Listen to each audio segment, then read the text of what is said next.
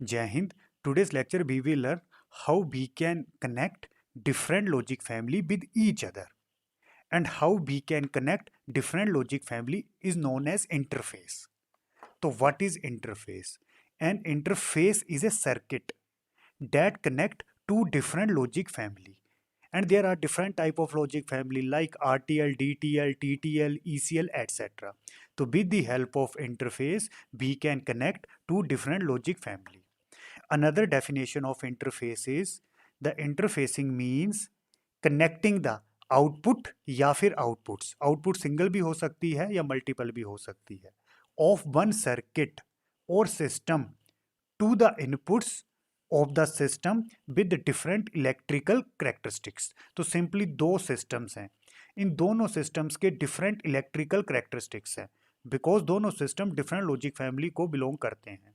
Interfacing के through इन दोनों circuits को जिनके डिफरेंट करेक्टरिस्टिक्स हैं आपस में हम कनेक्ट कर सकते हैं. Y interfacing required? इंटरफेसिंग की जरूरत क्यों पड़ी? There are number of logic families each having its own strong point. जैसे ECL है वो फास्टेस्ट लॉजिक फैमिली है. इसी तरह से अगर मोस्ट लॉजिक फैमिली को देखते हैं, मेटल ऑक्साइड सेमीकंडक्टर लॉजिक, उस फैमिली में हाई पैकिंग डेंसिटी होती है, मतलब काफ़ी सारे गेट्स एक सिंगल चिप में लगा सकते हैं. इसी तरह से जो सीमोस लॉजिक फैमिली होती है उसकी पावर कंजप्शन बहुत कम होती है. इसी तरह से जो TTL लॉजिक फैमिली होती है it has high speed and wide availability. अब हर एक लॉजिक फैमिली का कोई ना कोई स्ट्रॉन्ग पॉइंट्स होता है. In designing more complex digital systems the designer utilize different logic family for different part of the system in order to take advantage of the strongest point of each family.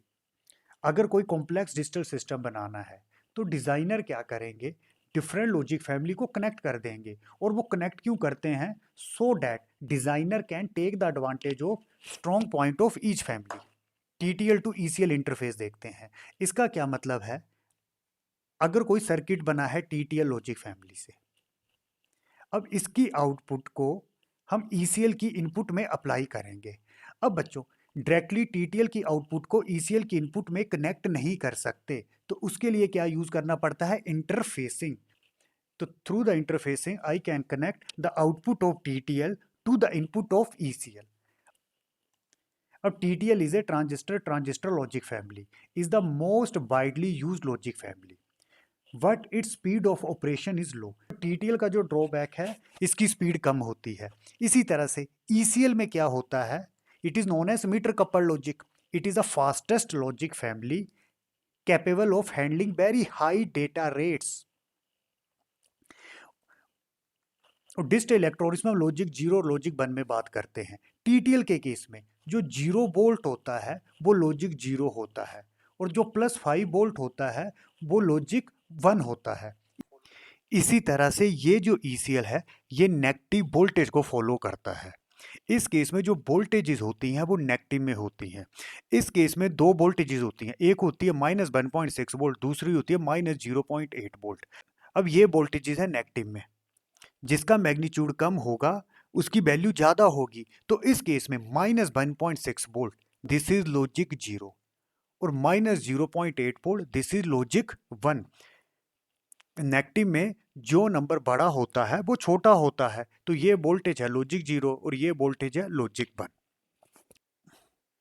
अब अगर मैं TTL gate को directly ECL की input के साथ connect कर देता हूं तो TTL की दो आउटपुट हो सकती हैं, या 0 वोल्ट या 5 वोल्ट. अगर इन वोल्टेजेस को मैं डायरेक्टली ECL की इनपुट में अप्लाई कर देता हूं तो ECL को पता ही नहीं चलेगा कि इनपुट में लॉजिक 0 या फिर लॉजिक 1 अप्लाई किया है. उसका रीज़न क्या है? जो ECL है वो नेगेटिव वोल्टेजेस को फॉलो करता है. ECL के केस में जो लॉजिक 0 और लॉजिक 1 होते हैं वो नेगेटिव वोल्टेजेस होती हैं. ECL follow negative voltages. तो प्रॉब्लम क्या है? If we connect TTL output directly to ECL, the ECL will not understand the signal because it expects negative voltage. ECL follow negative voltage. ECL के case में जो logic 0 logic 1 होते हैं वो negative voltages होता है.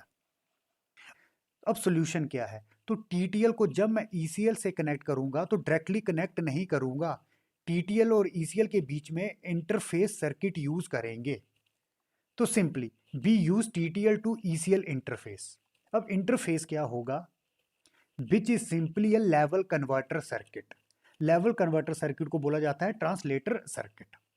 अब ये लेवल कन्वर्टर सर्किट क्या करेगा, दिस सर्किट चेंजेस TTLs 0 या फिर 5 volt into ECL minus 1.6 volt या फिर माइनस 0.8 वोल्ट। तो सिंपली अगर TTL को ECL से इंटरफेस करेंगे तो लेवल कन्वर्टर सर्किट यूज करेंगे। तो लेवल कन्वर्टर सर्किट क्या करेगा, ये जो TTL की वोल्टेजेस हैं इनको कॉरेस्पॉन्डिंग ECL वोल्टेजेस में कन्वर्ट करेगा।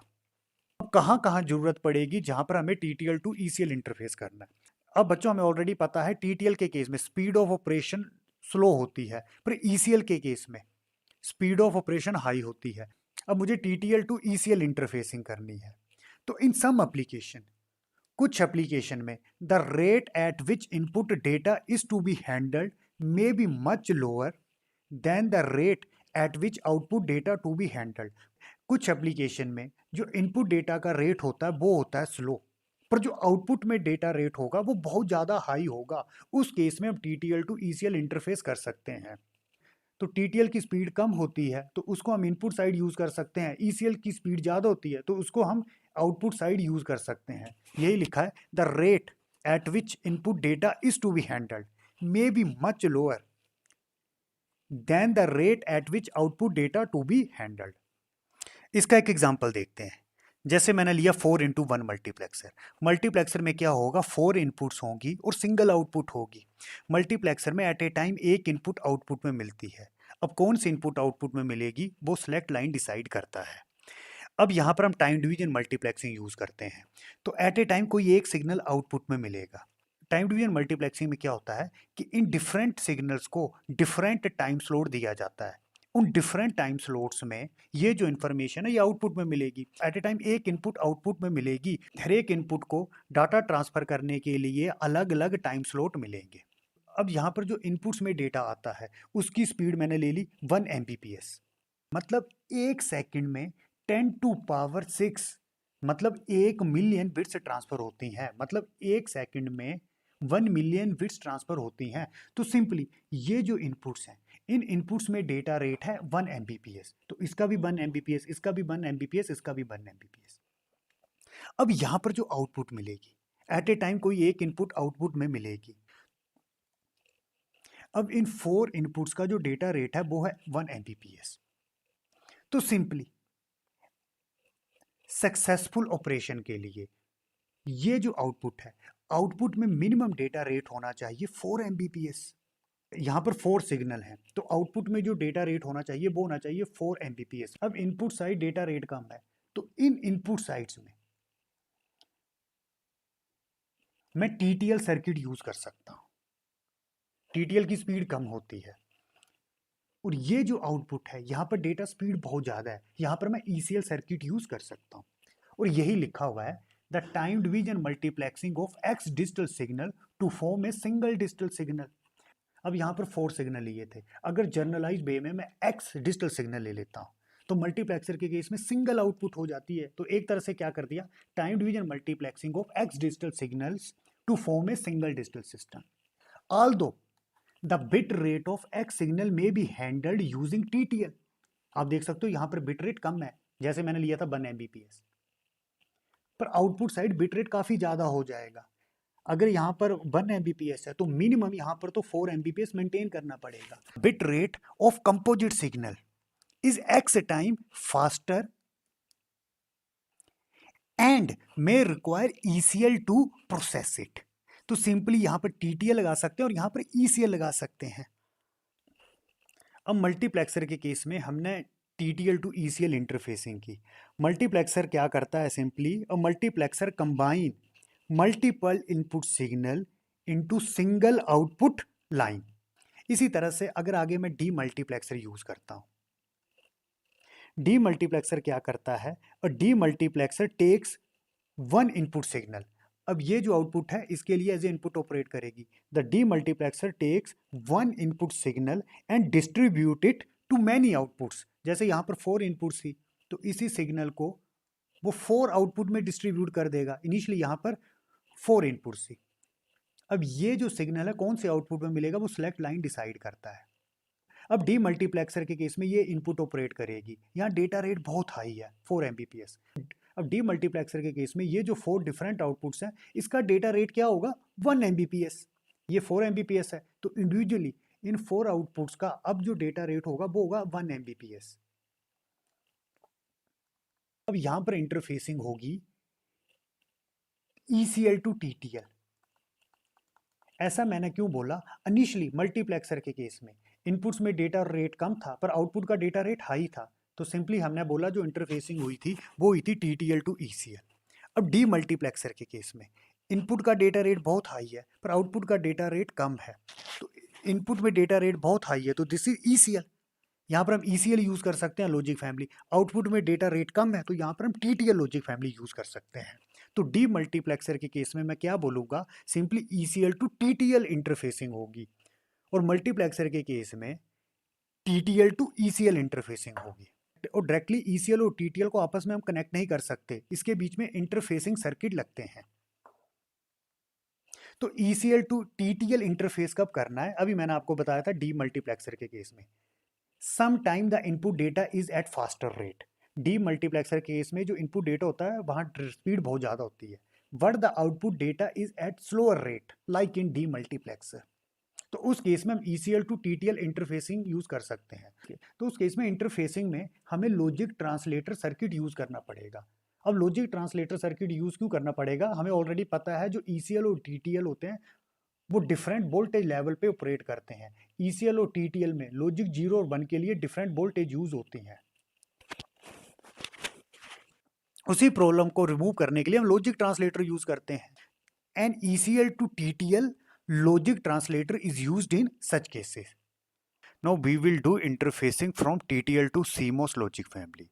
तो सिंपली मैं TTL लॉजिक फैमिली की आउटपुट को CMOS लॉजिक फैमिली की इनपुट में थ्रू इंटरफेसिंग सर्किट कनेक्ट करूंगा। दिस इज NAND गेट, और ये जो NAND गेट है इसको TTL फैमिली के थ्रू बनाया है। And this is a NAND gate, और इस NAND गेट को CMOS लॉजिक फैमिली के थ्रू बनाया है। And this is a pull up resistor, this is a ground, and this is a BCC that is 5 volt. अब ये जो dots बताए गए हैं ये CMOS की इनपुट्स हैं, इसी तरह से ये जो डॉट्स है TTL की इनपुट्स हैं। TTL is transistor transistor logic. TTL के केस में जो लॉजिक बन होता है उसकी रेंज होती है फ्रॉम 2.4 वोल्ट टू 5 वोल्ट। इसी तरह से जो लॉजिक 0 होता है उसकी रेंज होती है फ्रॉम 0 वोल्ट टू 0.8 वोल्ट। इसी तरह से CMOS कॉम्प्लीमेंट्री MOS फैमिली, इसकी पावर कंजप्शन काफ़ी कम होती है, और इस केस में जो लॉजिक बन होता है वो ऑलमोस्ट सप्लाई वोल्टेज के इक्वल होता है। इट कैन बी 5 वोल्ट और इट कैन बी 10 वोल्ट, और जो लॉजिक 0 होता है वो नियर 0 वोल्ट होता है। अब मैं अगर TTL की आउटपुट को डायरेक्टली CMOS के इनपुट के साथ कनेक्ट कर देता, मतलब मैं इंटरफेसिंग सर्किट जो इस केस में है पुल अप रजिस्टर, अगर इसको यूज नहीं करता, डायरेक्टली आउटपुट को CMOS के इनपुट के साथ कनेक्ट कर देता, तब प्रॉब्लम क्या होनी थी बच्चों। TTL के केस में लॉजिक बन होता है फ्रॉम 2.4 वोल्ट टू 5 वोल्ट। अगर TTL की आउटपुट में लॉजिक बन मिलता तो लॉजिक बन अगर मैं इसको ले लेता 2.4 वोल्ट, तो यही लॉजिक बन अब CMOS के इनपुट में अप्लाई होना था, डेट इज 2.4 वोल्ट। पर CMOS के केस में जो लॉजिक बन होता है वो जनरली 5 वोल्ट होता है, तो CMOS को पता ही नहीं लगेगा कि इनपुट में लॉजिक बन अप्लाई किया है, तो this is A drawback.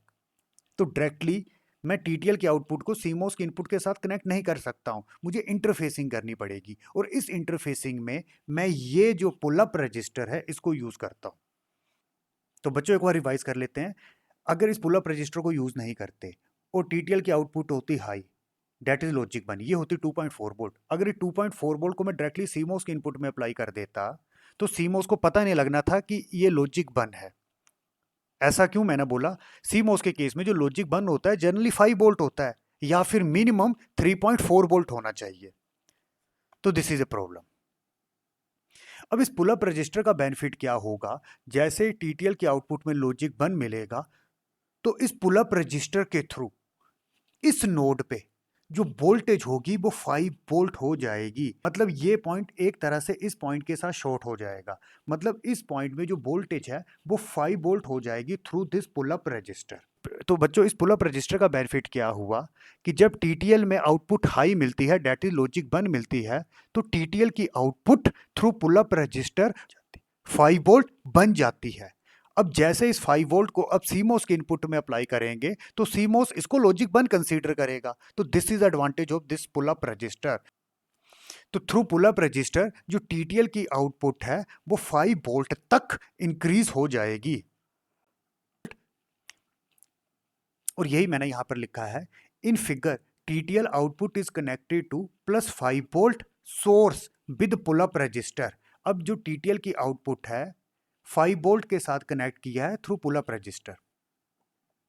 The presence of pull up resistor will cause the TTL output to rise the approximately 5 volt in high state. High state मतलब जब आउटपुट में लॉजिक 1 मिलता है, thereby providing an adequate to CMOS input. और फिर CMOS को पता लग जाएगा कि इनपुट में लॉजिक 1 अप्लाई किया है। इसी तरह से अगर टीटीएल की आउटपुट में हमें मिलता लॉजिक 0, लॉजिक 0 का क्या मतलब, ये जो पॉइंट है ग्राउंड के साथ शॉर्ट हो चुका है। मतलब अब जो वोल्टेज है वो लगभग है 0 वोल्ट। एक तरह से 0 नहीं होती है, 0.2 वोल्ट होती है। टीटीएल के केस में लोड में ट्रांजिस्टर लगा होता है। जब ट्रांजिस्टर ऑन होता है तो मतलब वो सैचुरेशन में चला जाता है, तब उसके क्रोस जो वोल्टेज ड्रॉप होता है वो 0.2 वोल्ट होता है। तो एक तरह से अगर टीटीएल की आउटपुट में मुझे लॉजिक 0 मिलता है तो एक तरह से ये पॉइंट ग्राउंड के साथ शॉर्ट हो जाता है। तो उस केस में करंट कैसे फ्लो करता है, इस तरह से through this pull up resistor. अब यही जो 0 वोल्ट है उसको सीमोस में एज ए लॉजिक 0 अप्लाई करते हैं। तो एक तरह से आप बोल सकते हो कि पुल अप ने क्या किया कि जब टीटीएल की आउटपुट हाई होगी तब वो वोल्टेज को 5 वोल्ट तक राइज कर देगा, और जब टीटीएल की आउटपुट होगी 0 तो वो इस पॉइंट को एक तरह से ग्राउंड के साथ शॉर्ट कर देगा। Now we will do interfacing of TTL to high voltage CMOS।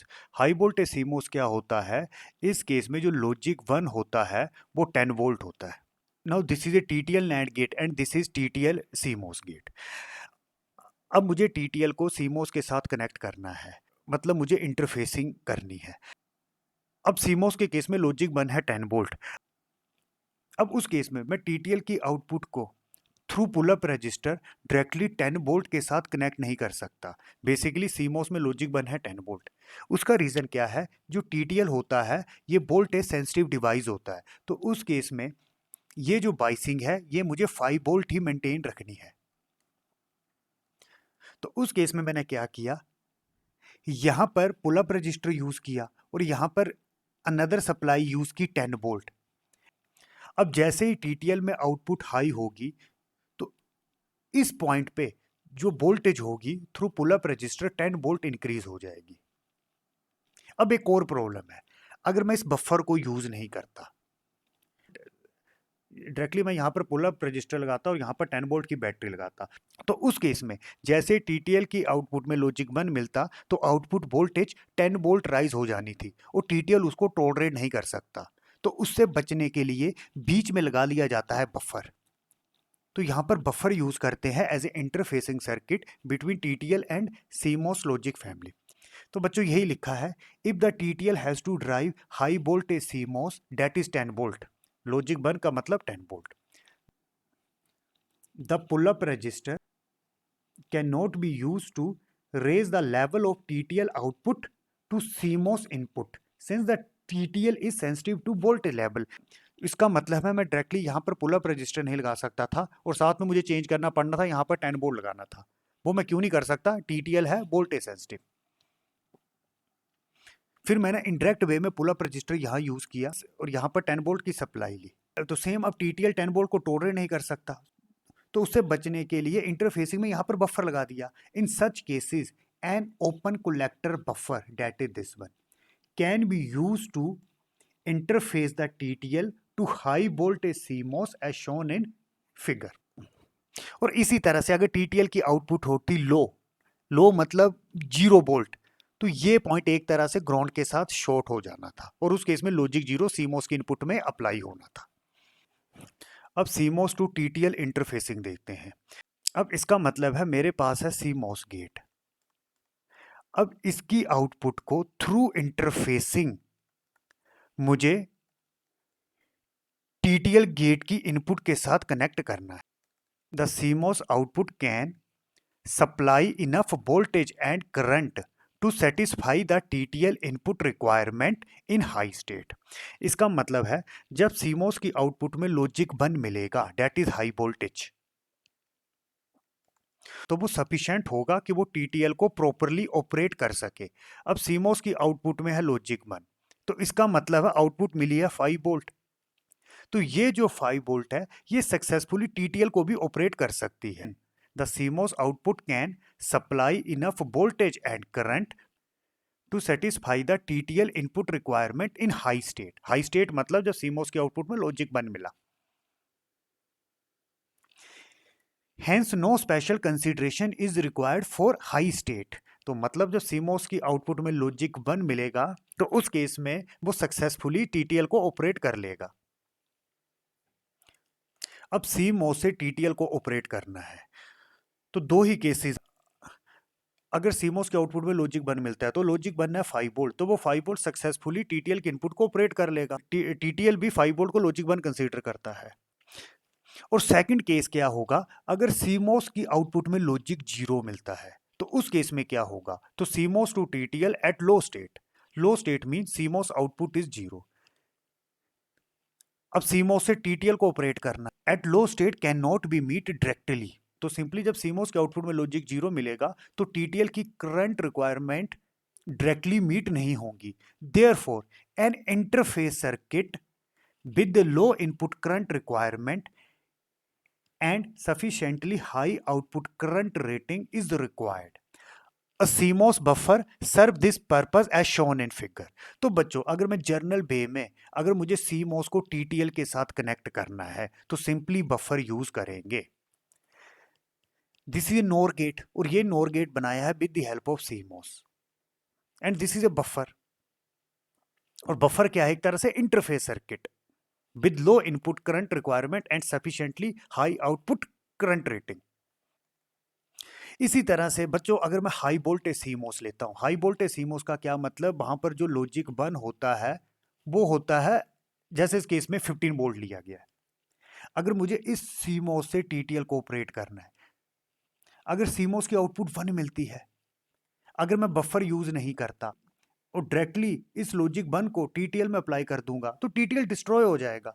TTL के केस में लॉजिक 1 होता है 5 वोल्ट और इस केस में जो CMOS की आउटपुट है वो लॉजिक 1 है और वो कितनी है 15 वोल्ट. अगर विदाउट बफर में CMOS को TTL के साथ कनेक्ट कर दूंगा तो एक तरह से TTL डिस्ट्रॉय हो जाएगा. तो इस केस में एक बफर लगाया गया है. अब ये बफर क्या करेगा, जो CMOS की आउटपुट है ये लॉजिक 0 हो सकती है या फिर लॉजिक 1 दैट इज 0 वोल्ट या 15 volt.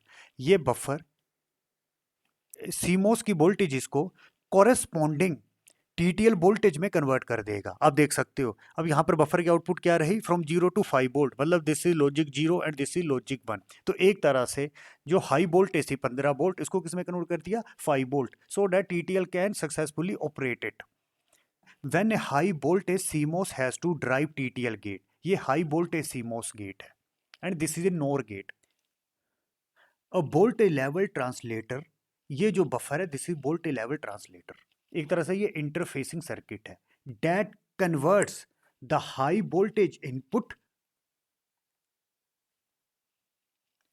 To 5 volt output, that is 15 को 5 में कन्वर्ट कर दी, so that it is used between CMOS and TTL.